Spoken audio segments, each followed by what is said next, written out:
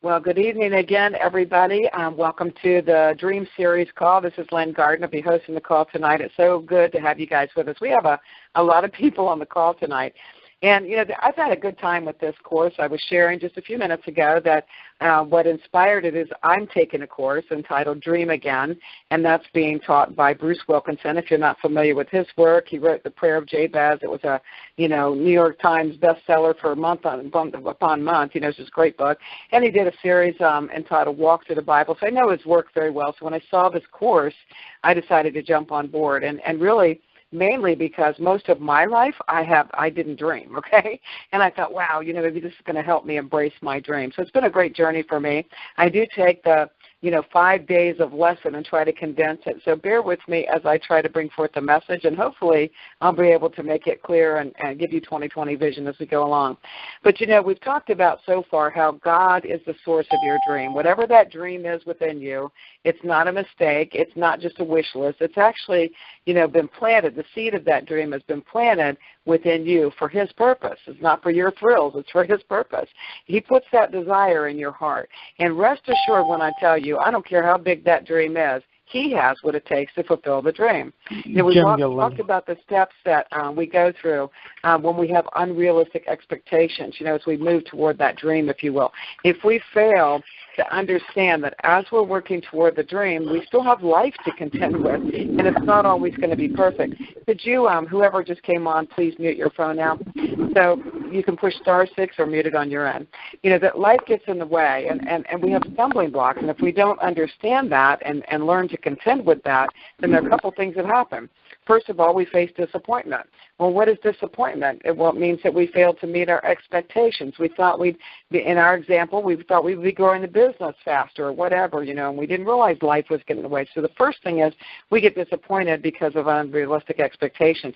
Second thing is we hit discouragement. What's discouragement? Well, it means discourage means no courage. You have fear. So you've gone from being disappointed, now you're fearful. Maybe I can't do this. I don't think I can do this.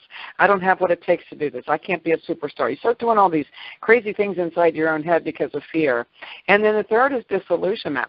Disillusionment might be that you say to yourself, this was a ridiculous idea, this product or this compensation plan or this company or whatever. You're disillusioned about where you were headed with your dream in the first place. And lastly, if we still don't contend and learn to understand that we're going to have, disruptions as we're chasing the dream, last thing happens is we go into despair. We get discouraged, we lose our hope, we get depressed, and all kinds of stuff happens. So we really can't afford to set our dreams aside. We talked about how we'll find the makings of our dream within our God-given gifts and talents. So the first step that we took in this class or series is that you wrote down your natural gifts and talents, because you know what, you're going to see that you're naturally drawn to those things. In fact, you'll see that every time you turn around and you're trying to take a mission in one direction, you're going to get distracted and drawn back to the areas of your natural gifts and talents. So that's a big hint for you. That's probably a root of your dream, and there's a good reason for that. We talked about the parable of the minas and how important it is to double our efforts, and how motivation is behind the doubling of our efforts. I thought it was really interesting. I've shared before. It's worth sharing again, but Bruce Wilkinson was brought into a denomination that was at risk of dying out. And so there were several church pastors at this meeting and of this denomination that's about to go south. And he was asking some questions, and he said, he asked each one, how long have you been at this church? And they answered, and he wanted to know how many people were in the church when you came and how many people are in the church today. And I can't remember all of them, but I do remember the one that said, I've been here 22 years. There were 60 people when I came, and there are 68 people now. I mean, how astounding is that? What would it take to double the effort? So he asked each one, he said, it'd be pretty interesting if one of your members of your church came up to you and said, I'm going to give you a personal check from my personal bank account for $1 million if you will double the size of this church in a year. And sadly enough, you know what, guys? It would double. And then he used a different parallel and said, what if somebody came in, it's the mafia, I'm going to kill you and all your family if you don't double the size of the church in a year. They would double the size of the church. So it all comes down to motivation, right? And so we need to be motivated to move forward, to double our efforts and to do what God would have us to do. We talked about for us, in this business, the dream usually has a monetary value. At least I haven't talked to anybody that says, I just want to make a ton of money, buy a Maserati, go out and buy an island. It's usually that the money is going to be leading them toward their dream, right? So most people need to build wealth for their freedom, whether they need the time to take care of that dream or they need the resources to take care of that dream. It's all monetarily driven. It's not a bad thing. We talked about how fear sets in. Why? Oh, my goodness, because we put our life and we draw a protective circle around ourselves, right? It's our comfort zone. And our dream, let me tell you something, is always going to be a way bigger than you are. So you stay inside your comfort zone, you can't chase the dream. You don't get out there. You get scared. You get outside of any boundary or that you've ever been beyond, right? And the dream's bigger. You've got to keep stretching. But when we let fear set in, we just go right back to that circle that we've drawn around ourselves. But rest assured, God doesn't have circles, and no dream is too big for him. So we've got to fight, through that fear, if you will, because that's what a dream is. It's bigger than you. It's something you've never done before. Maybe you've set your dream aside. Maybe you've thought it's too big. Or maybe you thought, well, it's just a dream, figuratively. Maybe it's just something I was wishing for. Maybe you've lost hope and you don't even know how to dream anymore. Or maybe you tried and in your eyes you failed. But you know what? Failure doesn't mean that the dream isn't meant to be fulfilled. Maybe the failure, as you're labeling it, has a lesson into it that makes your dream even bigger. Bruce Wilkinson was sharing about how years ago he had a vision to start a Christian magazine. And, they were just so excited. They'd work with excellence, this amazing publication. And his desire was he would just give this thing away, that they would get support. And this way he could get these Christian magazines all over the planet, and he would have support from other means. And they produced, again, a publication of excellence. But guess what? It flopped. And at the end of it, they were kind of scratching their heads saying, wow, I just don't even understand. I really felt like that's what God wanted us to do. And before too long, and the magazine's done, right, they stopped it, he was meeting up with somebody, and he'd started journaling some ideas, some thoughts of his own, and he shared with his friend just to share his heart. And when he shared it, the guy said, I want that magazine. The long and short of it is, God had a different plan. It was much bigger. It became the biggest magazine in the Christian world ever, and it had all kinds of sister publications. It became more than they ever dreamed it could be. So God had to stop it. That wasn't failure. That was a false start, if you will. It was God preparing for the bigger picture that he had. So just because you may have had a false start in your business or, toward your dream does not mean it's time to quit. If God plants the seed of a dream, he will fulfill it. But you have to do your part. We can't keep sitting back in life and just talking about good things happening and talking about where we want to go and talking about doing a business or whatever. We have to actually work. So tonight might be a little bit touchy subject for some people. Tonight, we're going to talk about the purpose of money, if you will. And some people, makes me crazy, but some people have misconceptions about money. So for those of you that might, get anxious and uncomfortable when you're talking about building wealth, I have a couple things to share with you. First of all, this is not a prosperity teaching. It is wrong to say if you give this amount, we're going to give that amount. God's going to somehow double your money, kind of thing. It's like going to the racetrack. It's not that kind of thing, But money is not a bad thing. And we've got to get that out of our heads. For many of us, we start feeling guilty because we have this huge dream, and it does have a monetary value attached to it, and we start feeling like that's bad. It is not bad. It is not. The money is not the root of evil. It's the love of money that's the root of evil. Sin is the root of evil, and so it's not the money itself. So we've got to get outside of that way of thinking, so we can grow into a bigger place, that we can be. Bruce Wilkinson had a conversation. It was funny the way he told it, but he was talking about, he was at this fundraising event. It was a faith-based organization, and they were there to raise funds for something. And so this guy came up to him and said, I have a question for you. Is God broke? I mean, how come all these people, every time I turn around and being invited to some kind of fundraiser, somebody's needing money for some of God's work? And is God broke? And it was kind of funny, the way he phrased it, but the question for you is God wealthy or poor? Well, the answer is he's kind of both. He owns the earth and everything in it. He created the heavens and the earth. He placed the stars in the sky, and he knows them all by name. I mean, he's beyond the description of wealth, right? Everything, everywhere belongs to him. But he gives us the ability to produce wealth, right? He gives us that means. But, the bottom line is this, and I say this with all due respect, God is cash poor. God does not. He answers the needs. He brings forth the answers. He brings solutions. But God does not rain down money from heaven. He rained down manna from heaven for his people going to the promised land. But, when you have a need, you just don't go out in the backyard and say, oh, look, there's money in my yard. It doesn't happen that way. He uses vehicles to put the money where he wants it to go. So all the money in the world is really in our hands, and there's a purpose for that money. This is not prosperity teaching. But when you think about it, God fills needs using other people, doesn't he? He doesn't fill needs by raining it down from heaven. So it's not about giving a little bit of money and then it doubles. What it's really about is how it's impossible to build the kingdom of God. It's impossible to do the things that we're instructed to do. We're told to feed the hungry. You'll hear in Luke when it talks about I was hungry and you didn't feed me. I was thirsty, you gave me nothing to drink. I was naked, you didn't clothe me. We have tangible needs of the poor that need to be fed into the kingdom, and it takes money to do that.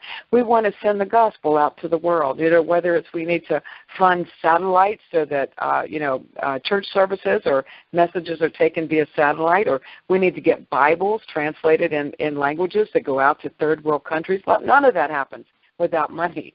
So in reality, Jesus wants you to have money. He wants you to have lots of it to fund the kingdom. It's not a bad thing to have money. It's a very good thing.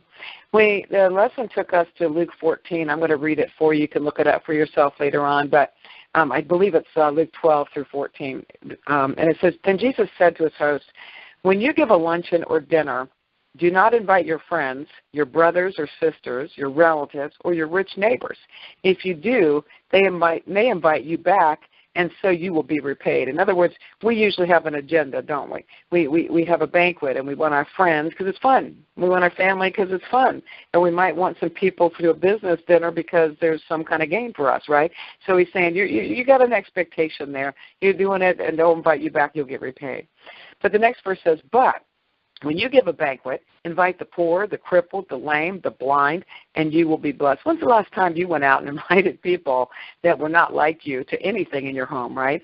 And it says, although they cannot repay you, you will be repaid at the resurrection of the righteous. Well, repaid what? So we're to give to people and do for people that do not have the ability to repay us. Don't take the people who can repay you. You were supposed to give to the people who can't. Again, we're doing the work of the King, right? So invite the people who can't repay. Meet their physical needs with no expectation of ever getting it back. You meet their needs knowing that you're going to get it back. You will be repaid in heaven. So you'll see in the scripture that it's not talking about present tense. See, it's not prosperity teaching at all. It's not talking about, you go do for those poor people, I'm going to give you plenty of money. That's not what it's talking about. It's future tense. It's saying that we will be repaid at the resurrection of the just. So there's consequence that Jesus reveals. If you help people in need who can't repay you, you will be repaid. But you won't be repaid now. That's not the way it works, right? So why will God repay you? Again, he has no cash. If you have a need, let's give you an example. If you have a need, a financial need, and I would imagine that everybody on this call at some point in their life, maybe you haven't had my life where I lived in a car more than I lived in a house as a child, but I would imagine that everybody on this call has had a time where you're like, oh my goodness, I need money, Lord. Okay, and you're begging God for a solution. Please, God, I need an answer for this problem, right? And almost everybody's been there. Well, he listens. He knows your needs. He knows your destiny. And at some point, he'll say, okay, it's time. It's time to answer that prayer. It's time to bring forth the money that's needed for this need, right? How does he answer your prayer? He doesn't have cash. He doesn't, you don't go out on the back porch and find money, right? He doesn't have cash. So he quote unquote borrows it from somebody else who has the means. One person asks, and then God says, okay, yes. And then he has to get the money to that person. So why does he do that? He does that by working with somebody else that has the means, and he nudges them. He opens their heart to that need. That's the way God works. It's beautiful. If you've never experienced that, where you had a need, and you may have given credit to God, but think about what had to happen as he orchestrated the whole thing. You know, he heard your prayers. He nudged the other person who had the means, and your needs were met. So in essence, he kind of borrows what he gives to all of us, right? It could be that solution came from a friend, or it could be a stranger. It could be a business relationship. Perhaps you've been praying, I need a breakthrough, Lord, for my business, because if I don't get a breakthrough, I can't even meet my basic needs. And all of a sudden things happen, right? He's answering your prayer, opening hearts and nudging the floodgates open. So when he nudges, the person he nudges, it basically gives with no hope of return.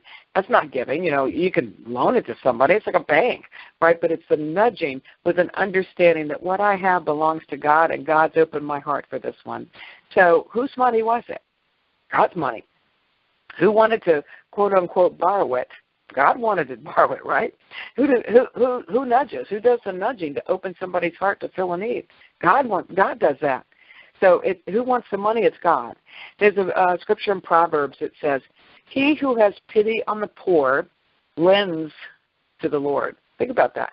He who has pity on the poor lends to the Lord, and he will pay back what has given. Have you ever thought about that verse that way? He who has pity on the poor lends to the Lord. In other words, I have pity on this person. If everything belongs to me, I'm basically giving it to the Lord to fill the need, right? That verse reveals far more than you ever realized. You know, this passage lifts that veil for us to be able to see what happens in the spiritual realm as it impacts the physical realm that we live in, right? It lifts that veil. Money is never bad. It's our perspective about money that matters the most.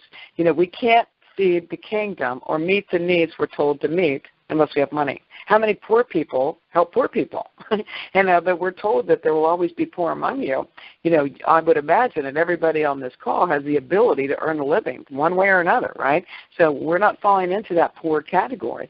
But we can't take care of people and the needs that God would have us take care of without the money. So many people have this perception. I don't know where it comes from, but it's like they think about they're living here one day, and then the next day they die and they go to heaven and they're on a cloud and they're playing the harp and they're singing Kumbaya. I mean, I don't know where they get this idea, but heaven is just a different dimension. Heaven's economy and heaven's culture is much deeper and further than that. We just don't have the ability to comprehend it. Heaven's economy is massive. Heaven will include things like rewards. Maybe you've heard that on Judgment Day we'll be judged for the good. What did you do in my name? And some people will have amazing crowns filled with jewels because of all that they did. They'll receive their reward. Heaven isn't just floating on clouds and everybody's in the same plane, right? Heaven's going to include roles and jobs. What you do today is preparing you for what you're going to do in heaven. We're going to be busy, folks. There's nobody floating around on clouds playing harps, okay? We'll have a new body. We'll have eternity. But we're going to have a position, roles, jobs, assignments, and a multiplicity of things that we have yet to discover. It's very exciting to think that when we pass from this life, we go to a life that's just bigger, and that we're preparing for that right now. So please, get this one principle inside of you as you consider your dream. What you do now impacts your reward in heaven. And when you think about that, doesn't it just make you want to work and work? Doesn't it make you want to have more? It's not having more so you can hoard it up. It's not having more so you can have more toys. But doesn't it make you want to have more so you can do more? You're investing right now for your future, and your dream is a huge part of it. When you give to the poor, what you give deposits into an account in the heavenly realms with your name on it, you will be repaid. Think about that. And do you realize the ramifications this should have on your life, on your choices, and especially on your dream? Your dream, again, was not a mistake. Knowing this reality ought to cause you to desire blessing and favor from God so that you can lend to the poor. You can do it over and over and over again, right? Jesus wants you to be successful because it's through your success, and again, that's based on your dream, the seed that he planted, you're able to be a blessing to those in need. You're a channel of his provisions to others. So whatever you do, don't be afraid or pull back. If your dream, involves greatness, something massive, right? Success and wealth. Don't be afraid of that, because if God planted that, he has a purpose in it. God is the one who planted that dream inside of you in the first place. He knows where he wants you to go. But we're often just building boundaries around ourselves in our comfort zone. We think it's too big. We fall into fear and all those things. But if he planted it, rest assured he's up for the job. So when we give, again, to the poor, we do the things that we're called to do. It's a physical transfer of wealth, no doubt about it, but there's a spiritual reward. And, 99% of people in the world, don't know this or don't believe this. They don't believe it. They've either twisted it and they talk about prosperity, thinking or preaching, if you will, or they think money's bad. They don't understand there's a purpose in money. But, we've got to understand that God produces it all. And he doesn't just rain it down, but he needs it. So he needs us to work. Matthew 6 says, "Do not store up for yourselves treasures on earth, where the moth and vermin and destroy, and where thieves break in and steal. But store up for yourselves treasures in heaven, where moths and vermin do not destroy, and where thieves do not break in and steal. For where your treasure is, there your heart will be also." And we often think about, it's where your treasure is, where our heart follows, and that certainly is, Scripture, and we see what that means. But have you ever thought about Matthew 6 being like that? Don't store it up here. It's not bad to have stuff here, guys. We're not saying that. There's nothing wrong with having nice things. Look at Solomon's life, if you want to see extravagance. It's not bad to have treasures on earth, but that's temporary. But store up for yourselves treasures in heaven. Why would we be told anything that we would do on earth here would be stored in heaven, right? Because everything we do here is leading to what we'll do there. So you either have it here and you keep it for yourself and it's a treasure for yourself, or you share it, you're offering, you're helping of the needy, whatever, and guess what? You get repaid one day. So it's going to be a double entry, in the balance of scale for the Lord. The ministry you give to and all those things that you give to, again, have a purpose. But you can't have it in both places. So we can't store it up here, and have all of our stuff here and everything's great out of extravagance and whatever. We can do that. And, again, it's not sin to have nice things. Or we can want for more so that we can help others more on behalf of him. And, one component that he talked about here was asking for opportunities to help. One time somebody said to me, and I think it's true, they said to me, be careful if you pray for God to use you in a big way. Because if you pray for God to use you in a big way, he's going to refine you in a big way. And you're going to be put through the fire. I think it's true. My life has been very rocky, and I've been refined for the King, But in here he asks, to ask for opportunities. Ask whose need can I meet? And this really comes down to what we do in our business, doesn't it? Whose need can I meet? And you've got to ask them, what is the need? How can I fill it? I was thinking about how I've shared with my team over and over about, a couple of people that I know from real estate, just incredibly wealthy people. And they were both self-made people, and they both earned their millions and billions in real estate. And when the market crashed, I went to each one individually, and I said, oh, my goodness, if you were just starting out life now and real estate market is what it is, what would you do? And it's so fascinating. They both said the same thing. Find a need and fill it. And if you'll find a need and you'll fill it, and you'll do it over and over and over again, you'll produce wealth beyond your imagination. Well, you know what? That's really biblical, isn't it? If we look at it, how we find the need and we fill it. But, we can't, unless we ask those questions of people, unless we try to figure out where they're coming from, we're never able to really find that need and fill it, are we? So we need to, to relate to other people and question. Question comes from everywhere. I don't know if you're familiar with the first chapter of Nehemiah, but it always just really tugs at my heart. When Nehemiah was kind of filled in on what was going on, it was disastrous. A lot of pain and agony going on with his people, and he said, and Nehemiah says, when I heard these things, I sat down and wept. For days I mourned and I fasted and I prayed before God in heaven. He actually asked the question, what's going on here? What is the need here? And when he heard those things, he sat down and wept. And the next thing he did, he said, how can I help, God? You know, when you see of Elijah and Elisha, they were constantly asking, what can I do for you? What need can I fill? If we lived our lives that way, not only would it be richer, but my goodness, we'd be richer in our business, that's for sure, because we would really be looking for the need that we could fill. Find a need and fill it, you know. Visionaries put the heart of others before their own, believe it or not. You might be sitting there with this massive dream, and even to the outsider, they might look at your dream and say, oh, you know, that's cool. You know, for me, it's like, pay off my mortgage, okay? I want no debt in my life. But, you know, to others, they might look at that and say it's extravagant or something, right? But the bottom line is, I want to produce the wealth that it takes to pay off the mortgage, not just because I want to be debt-free, but you know what? That equates to freedom to me. It's not freedom to sit back and go to the islands and never work. I'll probably work every day of my life by choice because I understand what is behind my work, right? But it's because I have the heart for others. I want to be able to change lives in more ways than one, and having that freedom from, you know, the money that goes toward a house can now go toward the missions is a big deal to me. When the heart gets engaged, great things happen. Great dreams are birthed and they're fulfilled. So what hinders so many of us? You know, maybe we've tried, you know, to escape, but yet we remain trapped inside the confining walls of our comfort zone. Why don't we push for that dream?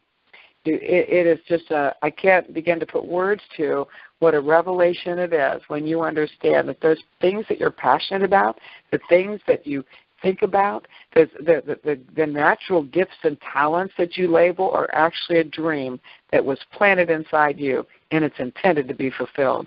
So what gets in the way? Our thoughts and our beliefs. You know, controlling our thoughts and working on our mindset and our beliefs behind what that dream is, it's non-negotiable. We've got to get those thoughts of defeat and fear and those boundary lines that we put around ourselves. We've got to get rid of them. We can't fulfill the dream. We can't do what we're supposed to be doing because of our own thoughts and our own beliefs. After that, you put action toward it, and it's a done deal, right? Because God planted the seed, and He's given you the natural gifts and talents. He's given you everything you need, but our thoughts and our beliefs get in the way. The comfort zone causes the vision to become stunted. And before long, it's like you're looking at life through cataracts, you know, and then it leads to blindness. You know, your comfort zone causes your vision to get out of the way, so you've got to get outside your comfort zone. Breaking through to enter the land of your dream requires that you see beyond your limited boundaries. See, we can't do anything without help. We're hopeless without God, right? So we've got to put perspective around the dream. It requires that you renew your mind. We can be transformed by the renewing of our mind and working on all those things, those thoughts of defeat, things that have been planted within our minds, whether it's somebody saying you'll never amount to anything or somebody saying, why in the world are you doing that business? Whatever it is, we've got to, you know, protect our mind. And it means that we have to replace our old thoughts with beliefs and new ones. You know, thoughts and beliefs rooted in the powerful truth of God's Word. And when your mind bursts free, you know, with new revelations, you know, from the dream giver, if you will, its freedom explodes like 4th of July. Like this, you can't even imagine what you're going to see in your life because you finally get it and you finally released yourself to go do what God's been wanting you to do all along. You know, you can start just a tiny little match and start a huge fire. And that's what He wants for you and for me. Your dream, if you haven't gotten this far, if you've never, you know, if you're just now tuning in, start looking at your natural gifts and talents, and you'll see how you're constantly being drawn back to that. That doesn't mean, you know, I'll give you an example for myself. It's just bizarre as I study all this, you know, because I realized that, you know, in my life, this is my third career. My first career was business development, and it was in defense. And so in defense, you know, we knew when proposals were coming due. We knew when business was coming up. And so mine was all about nurturing and negotiating. And what am I getting at? My words. I'm a communicator. I have the gift of words, right? And so that was put into play there. And then I left there, started working for myself, became a real estate auctioneer. And what do you have? You know, you might think, well, it's all that fast talk stuff, but that's such a small part of what we do. It's all about explaining how it works and talking to people with a need to sell their home and walking them through with the gift of my words. And now when I embarked on this business, and there are a million ways that we do this business and certain principles that we have to apply in this business, but I kept finding myself migrating back to either speaking or writing or whatever, right? And facing a lot of criticism because of it. Because people would look at me and say, oh, my gosh, if she just stopped that stuff, she'd be a 6A million. Well, maybe I would and maybe I won't. But, I can see now the fruit of my labor, that because I'm working inside my own natural gifts and talents. And I know where God's taken me. So I may not be going at the speed. I may not be doing things the way, in a cookie-cutter pattern necessarily. But I'm absolutely on the right track and working within my gifts and talents. So I see where my dream is going to be built, and I see how it's going to be fueled by the things that he already had put inside of me, and you have the same thing. So I've crammed a lot into a very short period of time, and I would imagine there's some people scratching their heads out there because, maybe you'd never thought about money in the same way that, you're actually building up yourself and building up your rewards in heaven. What would that look like for you? Will you get there and there's no reward, it's just like you're one of the gazillion people that really never made a difference. You haven't built that roll-up. And you won't be repaid for all the things that you did here for the people who needed it. And again, nothing for the kingdom like that. We need money, okay? It's not a bad thing. And it comes from somewhere. It really hit me when I heard Bruce talking about the guy at the party saying, "This God broke, we got to go to these things," that I started thinking through. Gosh, it's so true. I mean, we're always looking for money. We've got to fund something, missions trips and all this stuff, right? And so what we're relying on is other people and God nudging them to fill the need. So wouldn't you love to be, one used by the King in that way? Wouldn't you love to produce all that you can, to do all that you can? I shared in one of these calls, I don't know, maybe a couple weeks ago about J.C. Penney, and I love his story. If you've never read about him, he's just was an amazing man of faith, and he went through great adversity, and it led to him checking himself into a hospital. He believed he was dying. He'd lost his wife, his wealth, everything, and he went to get in the bed and die.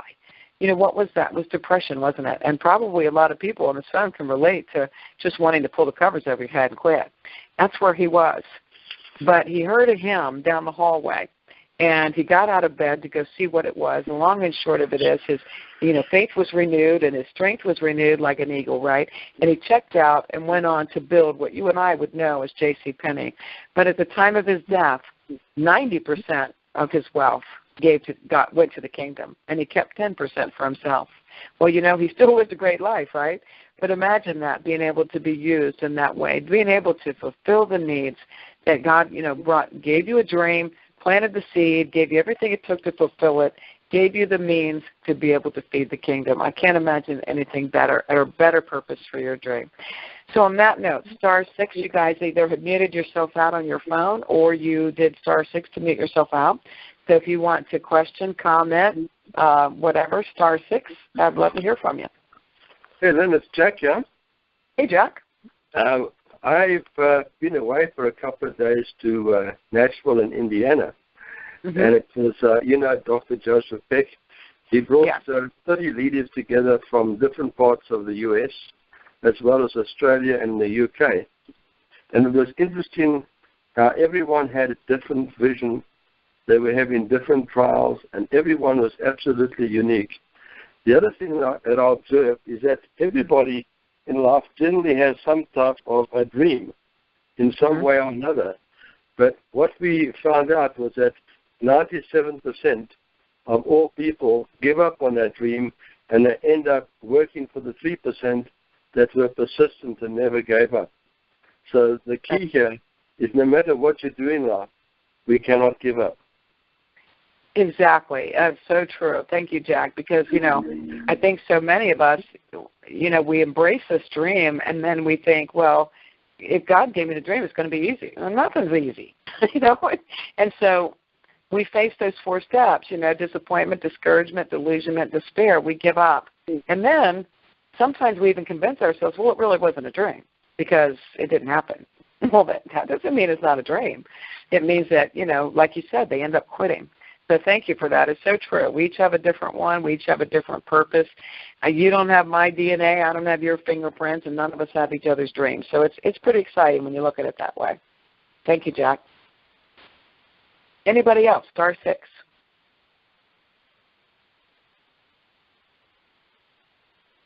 Oh, my goodness. Y'all going to be quiet. I thought I was stepping on some toes there. Some people don't like to hear about money. Unless you come on and tell me. I don't know if I did or I didn't. Star 6. Excuse me. I am very blessed by this. I'm very new to all of this, and I just want to thank you for what you said, because I've experienced all of it. Yes. And you really just touched a place in my heart that, well, God touched it first, and you just kind of have come along and caressed it a little bit further, and so thank you very much for doing that. Oh, sweetheart, you're welcome. It's all a God thing, isn't it? It's just this whole series has really, really just, I can't tell you what it's done for me. And so I try to glean the top. Everybody's been there. Everybody. You know, I have been a place in my life. The Bible says hope deferred makes the heart sick. And let me tell you something. I didn't have any will to live whatsoever. I was done, cooked, and nothing left in me. And I just cried out to God, said, I'm done. I didn't want to hurt myself, but I didn't want to live. And he came along and restored me. And so I know when I hear that in your voice, you've been there. I know where you've been. And, you know, but God, there's a seed, not just a seed of hope, but there's a dream inside you. And it's intended to be fulfilled. And if you just, you know, trust him with it and don't quit on it, it will be fulfilled because he planted it there. And it could be the most bizarre thing. You know, for me, again, like I looked at my natural gifts and talents, you know, words or, you know, writing or whatever it is, thinking, well, what does that got to do with this business? It has a lot to do with this business, a lot. And my priorities are set straight. And so I thank you so much for that, Sharon, for that. It's just so good to hear from you, and I'm glad you got something from it. Well, thank you. And as it turns out, our gifts are the same. So that was very, very encouraging for me. Oh, beautiful. I love it. I'm so glad. That's awesome. That's awesome. Well, don't think it's bizarre. You know, it's like I threaded mine together saying, oh, my goodness, you know, business development, negotiating, to being an auctioneer, to speaking, to being in this world, you know, to writing, to speaking, to whatever. It's just amazing. And it's true how, and I'm sure you've experienced this, how it really wouldn't matter what you were doing. If you said, I'm going to go get a job at whatever, you'd still find yourself drawn to those natural gifts and talents. And so that's where you're supposed to be working. And it's a pleasure. I just can't wait to see what you do. Thank you. Thank you, hon. Anybody else? Star 6. Don't be shy. Last call. Anybody? Anybody there? I just had a comment that one of the things that you said, when you have a dream, never give up on that dream. And I think the dream, as you write it down and visually can see it during the day, it becomes, you reach it faster, the goal of the dream. So never give up is what basically I want to say. Absolutely. Thank you so much for that. It's so true. We can't quit because the bottom line is, I think probably most people on this call share my faith. If not, you probably hung up by now. But we know that the closer we get to victory, the bigger the battle will be. And so it's not that it gets easier. You know, we can get stronger when we put things in perspective and we understand this is what God intended for my life. Then when that adversity strikes, it's not that it doesn't hurt, but we don't quit. We cannot quit. We were intended, you're born for a purpose. We've got to fulfill the purpose. You know, sometimes you guys will hear me say, don't be a spiritual slug. You know, I mean, what in the world?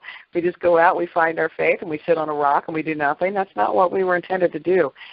I am an important part of the kingdom, and so are you guys, you know. So thank you for that. We cannot quit. Don't ever quit. Thank you for that. Anybody else? Star 6.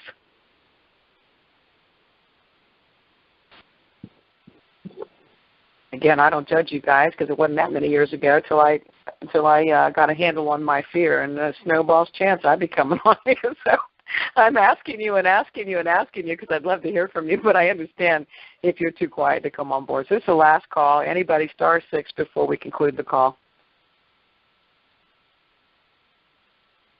Okay, guys, I want to thank you. We had a great group tonight. Thank you for being on. I hope that you we're blessed that, something in here is something that will, resonate in your heart. I just hope you just follow that dream. It's not a bunch of wishful thinking. You may have heard criticism in your life as you've mentioned your dream. People say, "I quit dreaming and get a job," or "Quit dreaming and go do this," as if it's not real.